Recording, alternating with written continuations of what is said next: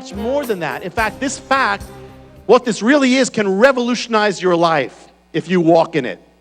Because what we know as fatherhood seems so familiar and natural. It's a part of everything. But when you take that familiar, natural thing about fatherhood and you apply it into the spiritual realm, it can become the most radical, transforming thing that can transform the way you live. What we're going to do today is just take a few of the realities of fatherhood, take them into the spiritual realm, and see what happens. Some simple things will become very deep and radical. Fatherhood, most natural thing in the world, like motherhood. So common, so familiar, it's natural. Take it into the spiritual realm, it becomes supernatural. First secret of fatherhood in God. Something so basic, familiar, yet radical. Your relationship with your earthly father was not doctrinal. It was not a matter of head knowledge, that you knew you had a father. At least it was meant to be that way. Or it was simply about roles. It's not about that. Fatherhood is ultimately organic. It's biological, ultimately. Your father, of course, there are stepfathers and adoption, of course. That's all. But your father was primarily your father because of the fact that father is not just a noun, it's a verb. He fathered you. It's a connection deep of life. You came from him. It's organic, biological. So what happens when you take that into the realm of your walk? And in the spiritual, in this faith which is called Christianity, or the New Covenant, the gospel. Our faith means this. Our faith is not primarily doctrinal. Of course, doctrines have a place. They're important. But they are not the center of the faith. They are standards that go around, that guard things. Our faith is not primarily doctrinal. Our faith is primarily organic. It's biological in the spiritual realm. It's about life. That's why it never can rest. Doctrines are crucial, but they're not the center. The center is God. And it begins when you're born again. Being born is a biological reality. Being born again is a supernatural biological reality. A spiritual biological thing. We have to get away from the view of our faith in terms of head knowledge, and we know it, and principles, and parameters, standards. It's all part of it, but that's not the center. They're part of our walk, but not the essence. This faith is primarily organic. You can do the other stuff without God. Every religion has standards, do this, don't do this.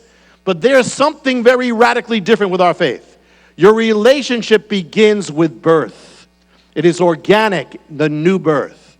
It has to do with the fact that you were not just born, you were born again. Born from him. He wasn't your father, now he is your father.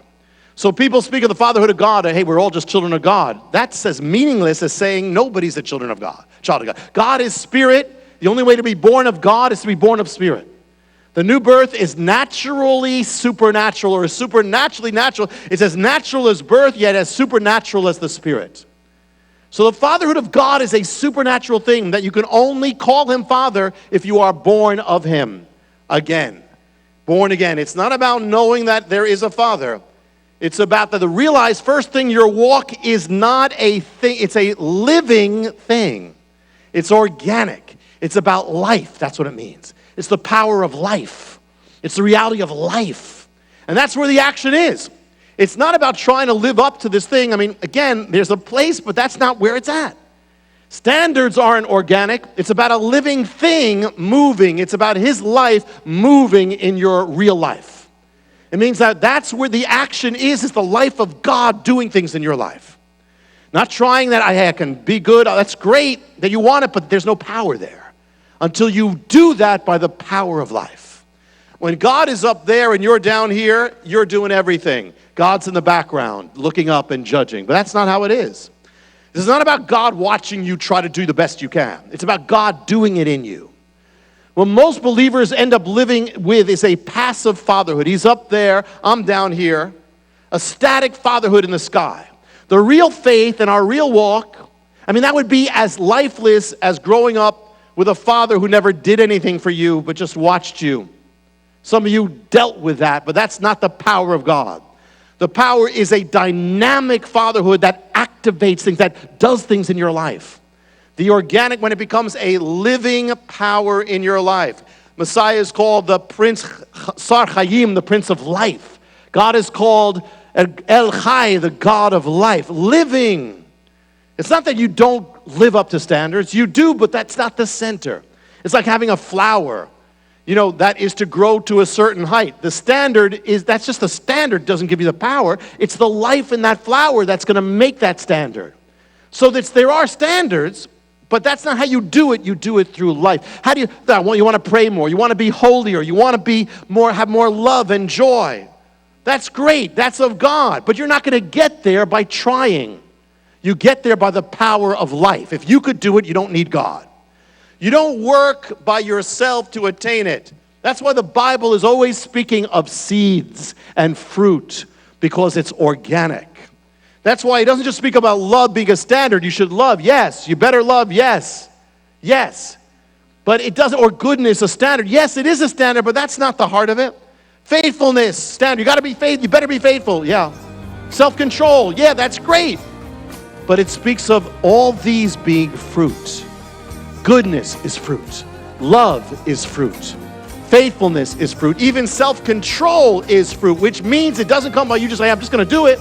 You want to do it, that's great, but then it comes by a seed. It comes by something growing in you. It comes by the life of God growing in you. He's not just the lawgiver, or otherwise you could live like that. He's your Father.